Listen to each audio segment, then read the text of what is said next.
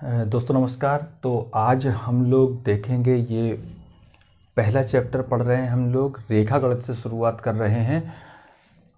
हम लोग रेखा गणित से शुरू कर रहे हैं और एनसीईआरटी बेस्ड जैसे अब क्वेश्चन पूछे जा रहे हैं वैसी तरीके से हम लोग पढ़ना भी शुरू कर रहे हैं। आप लेखपाल की तैयारी कर रहे हैं या यूपी पीसीएस के लिए जो सीसेट का पेपर आता है उसमें मैथ आती है, और या यूपी ट्रिपल एस किसी भी एग्ज़ाम की तैयारी कर रहे हैं, तो बेसिक से हम बिल्कुल शुरू कर रहे हैं, बिल्कुल जीरो से शुरुआत कर रहे हैं। अगर आपको ये आता है तो आप इसको स्किप कर सकते हैं, छोड़ सकते हैं, बिल्कुल छोड़ दीजिए इसको। वीडियो उसके लिए है जिसको ये सब चीज़ें नहीं पता है या जिसका बेसिक कमज़ोर है, जो साइंस बैकग्राउंड जिसका नहीं है। तो चलिए बिना समय बर्बाद किए लोग जल्दी से शुरू करते हैं।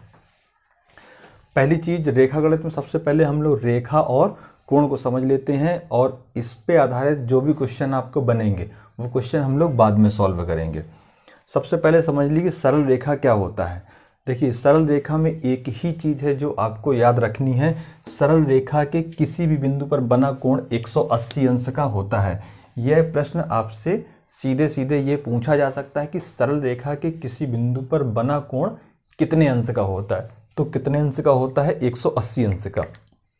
सरल रेखा से और कोई प्रश्न नहीं बनता है। अब हम सीधे आ जाते हैं कोण क्या होता है और कोण का नाम किस तरीके से देते हैं। बड़ा इंपॉर्टेंट है। अगर पेपर में आप कोण का नाम पढ़ने में जरा से भी मिस्टेक कर देंगे तो पूरा सवाल आपका गलत हो जाएगा।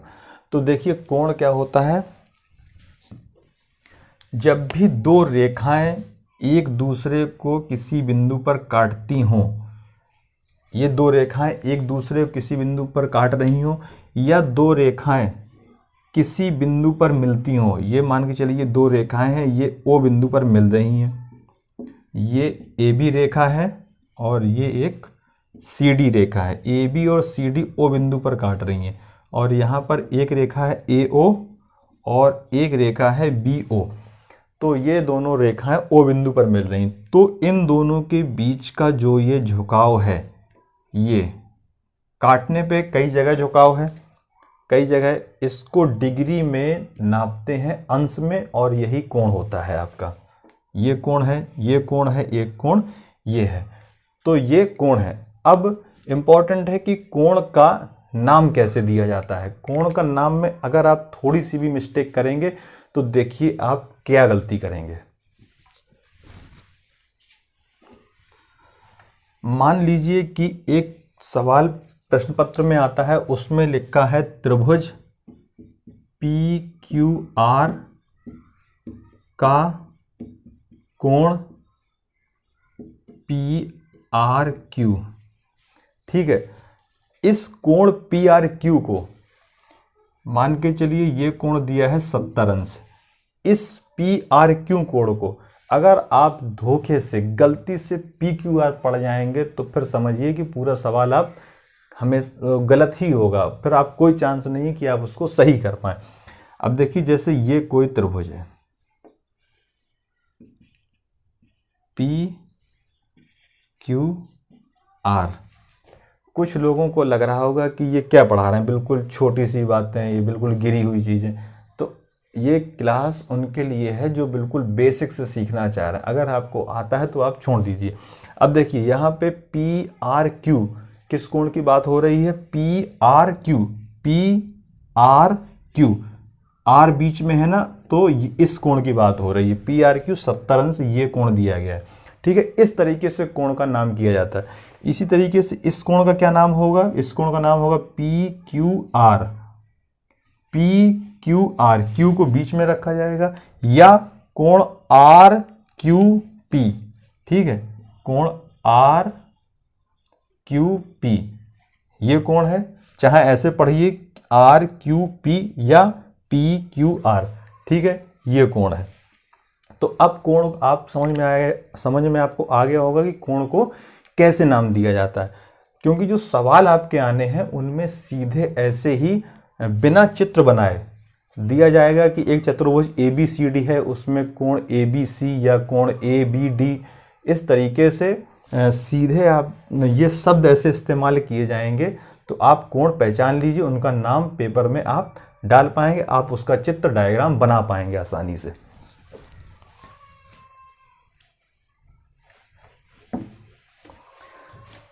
अब देखिए ये कोण है एक ए बी सी। जब कोण ए बी सी कहा जाएगा तो ये पूरा कोण ए से लेके बी और बी से सी बीच का कोण, ठीक है।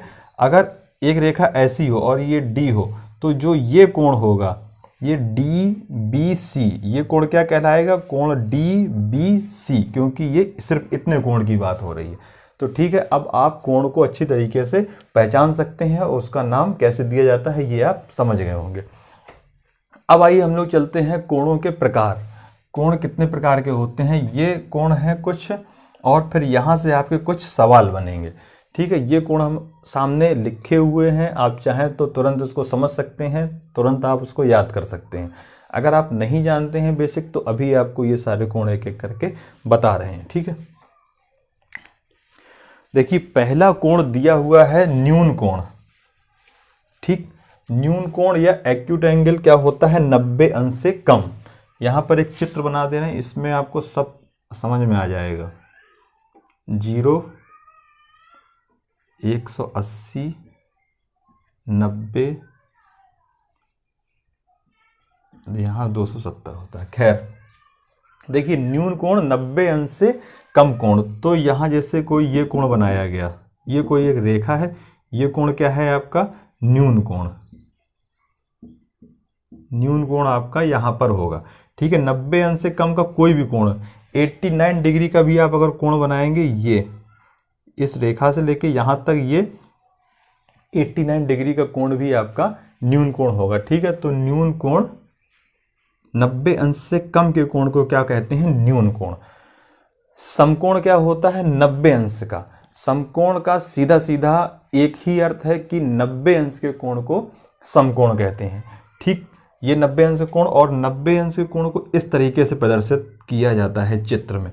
अगर चित्र में इस तरीके से प्रदर्शित कर दिया जाए तो उसमें अलग से लिखने की ज़रूरत नहीं है कि ये 90 अंश का कोण है।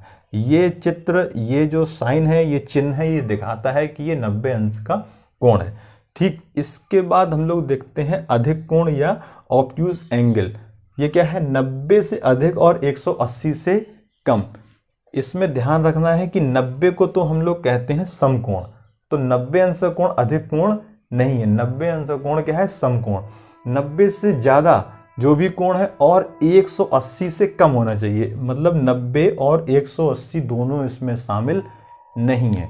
90 से अधिक और 180 से कम मतलब ये यहाँ पर क्या होंगे,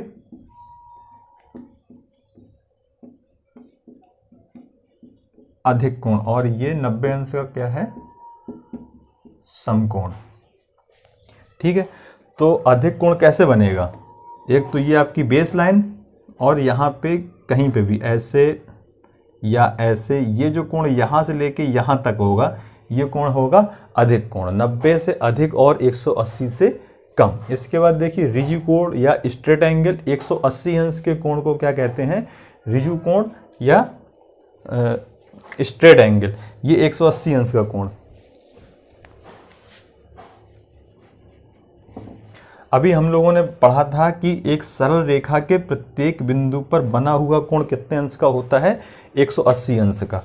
तो देखिए इस बिंदु से ये एक रेखा ये है और इसी रेखा को इस तरफ बढ़ाया गया, तो ये पूरा कोण क्या है, 180 अंश का कोण है। इसी को हम लोग रिजु कोण या स्ट्रेट एंगल बोलते हैं। इसके बाद है रिफ्लेक्स एंगल या बृहद कोण। बृहद कोण के लिए देखिए लिखा है 180 से अधिक और 360 से कम। तो यहाँ से चलने के बाद ये सारे कोण क्या हैं, यहाँ से चलने के बाद ये कोण है आपका बृहद कोण। बृहद कोण, ठीक है। बृहद कोण किस तरीके से बनेगा, देखिए ये सीधी लाइन है, ठीक। ऐसे बनाएंगे तो ये समकोण बन जाएगा, ठीक है। तो इसको हटाइए, समकोण के बाद सीधी रेखा पे ये कोण कितना, स्ट्रेट एंगल या 180 अंश का कोण रिजु कोण बनेगा। अब इसी तरफ से इस रेखा को थोड़ा सा और झुका दीजिए, इससे ये कोण 180 से अधिक है और 360 से कम, ये कोण आपके क्या होंगे, बृहद कोण। ऐसे में आप पहचान जल्दी कर लेंगे कि यहाँ पर एक बृहद कोण बना हुआ है, ठीक है। अब देखिए फुल रोटेशन एंगल ये सबसे लास्ट में फुल रोटेशन एंगल या फुल रोटेशन एंगल कोण वो होता है 360 अंश का। ये इस बिंदु पे ऐसे ये पूरा कोण क्या है, फुल रोटेशन एंगल, ये 360 अंश का कोण, या ये कहलाता है फुल रोटेशन एंगल या संपूर्ण कोण। ठीक है, तो अब हम लोग चलते हैं कुछ और कोणों के प्रकार पे, आसन्न कोण, पूरक कोण, संपूरक और शीर्षाभिमुख कोण। ये तो कोणों के प्रकार हैं। जैसे भी किसी सवाल में इसमें से कोई भी कोण का नाम लिख के आता है तो आप तुरंत समझ जाएंगे कि ये कोण कौन से कोण की बात हो रही है। ये डायग्राम आपके दिमाग में आ जाएगा और जो सवाल आपके आएंगे उसमें सीधे समकोण, अधिक कोण, न्यून कोण, इन्हीं शब्दों का इस्तेमाल होगा, इसलिए ये कोण जानना बहुत जरूरी है। अब आइए देखते हैं कि आसन्न कोण क्या होते हैं। कभी कभी सवाल आता है और सवाल में सीधे लिखा होता है कि दो आसन्न कोण हैं जिनका योग 80 अंश है या 70 अंश है। तो आसन्न कोण का एक सीधा सा मतलब होता है एडजेसेंट या साथ में लगे हुए दो कोण। ठीक है, आसन्न कोण का साथ में लगे हुए दो कोण। ये देखिए कोण ए बी और सी, एक कोण ये, और कोण सी बी डी, एक कोण ये दोनों कोण क्या हैं, ये दोनों कोण आसन्न कोण है। एक कोण एक, ए इसको नाम दे दिया है कोण नंबर 1 और इसको कोण नंबर 2। तो ये दोनों कोण क्या कहलाएंगे, आसन्न कोण, साथ में लगे हुए। इसकी विशेषता क्या होती है, वैसे ये पूछा नहीं जाएगा, इसकी एक विशेषता समझ लीजिए कि इन दोनों का शीर्ष एक ही होता है और एक उभयनिष्ठ लाइन होती है। ये देख रहे हैं बीसी लाइन दोनों कोणों को बना रही है और बी शीर्ष, एक पॉइंट, एक बिंदु बी शीर्ष है, ये दोनों कोणों के लिए उभयनिष्ठ है। एक शीर्ष और एक लाइन दोनों के लिए उभयनिष्ठ होती है। तो ये दोनों कोण क्या कहलाते हैं, आसन्न कोण। ठीक, अब आप आसन्न कोण समझ गए होंगे। पूरक संपूरक, यहां से आपके सवाल बनेंगे, शीर्षाभिमुख से आपको सवाल बनेंगे और ये इंपॉर्टेंट है आगे। अब देखिए पूरक कोण क्या होते हैं। पूरक या कॉम्प्लीमेंट्री। पूरक कोण ऐसे दो कोण जिन दो कोणों का टोटल 90 डिग्री हो, वो दोनों कोण एक दूसरे के लिए क्या होते हैं, कॉम्प्लीमेंट्री या पूरक कोण कहलाते हैं। क्या, ऐसे दो कोण जिनका टोटल 90 अंश हो। ठीक है, ऐसे दोनों कोण एक दूसरे के पूरक कोण कहलाते हैं। ठीक, 90 डिग्री, योग कितना होता है पूरक कोणों का, 90 अंश। तो अगर पूछा जाए 30 अंश का पूरक कोण क्या होगा, 30 अंश के लिए कॉम्प्लीमेंट्री कोण क्या है, तो 30 अंश 90 से घटाइए 60 अंश। ठीक है, तो 30 अंश के लिए पूरक कोण क्या है, 60 अंश। इसी तरीके से 40 अंश के लिए पूछा जाएगा तो 50 अंश। ठीक, 40 अंश का पूरक कोण 50 है और 50 का पूरक कोण 40 है। ऐसे दो कोण जिनका योग 90 अंश हो, एक दूसरे के लिए पूरक कोण होते हैं। ठीक, तो अब आइए हम लोग संपूरक कोण देखते हैं। बिल्कुल पूरक कोण की तरह ही है संपूरक कोण या सप्लीमेंट्री। ऐसे दो कोण जिनका योग 180 अंश होता है, वो दोनों कोण एक दूसरे के लिए क्या कहलाते हैं, संपूरक कोण। ऐसे दो कोण जिनका योग 180 अंश होगा, वे दोनों कोण एक दूसरे के लिए संपूरक कोण। जैसे एक कोण मान के चलिए 100 अंश का है कोई, अब पूछा जाए 100 अंश का संपूरक कोण क्या होगा, तो टोटल कितना होना चाहिए, टोटल होना चाहिए 180 अंश। 100 अंश है तो 80 अंश। ठीक, 100 अंश का संपूरक कोण क्या होगा, 80। उल्टा 80 अंश का संपूरक क्या होगा, 100 अंश। अगर पूछा जाए 90 अंश का संपूरक क्या होगा, तो 90 होगा। ठीक है, 90 और 90 कितना होता है, योग 180 अंश। तो घुमा के पूछा जा सकता है कि एक समकोण का संपूरक कोण क्या होता है, तो समकोण 90 अंश का होता है। समकोण का संपूरक कोण समकोण ही होगा, क्योंकि दोनों 90 अंश के होंगे और 90 और 90 मिलाकर 180 अंश। ठीक है, तो आसन्न कोण आप समझ गए, पूरक समझ गए, संपूरक भी समझ गए होंगे। अब देखते हैं शीर्षाभिमुख कोण क्या है।